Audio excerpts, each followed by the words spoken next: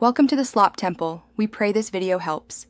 You have the essentials ready: a compatible environment and the module that provides F and O. First, import or load that module now, then inspect each function signature so you know required arguments. Next, prepare a small test input, one array or one object, to avoid cascading errors.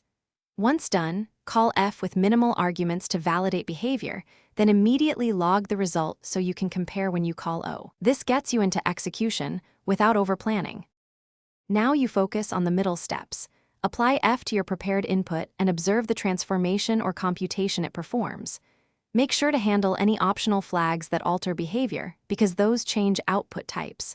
Once F returns, verify shape and type before feeding into O. Mismatches cause runtime errors.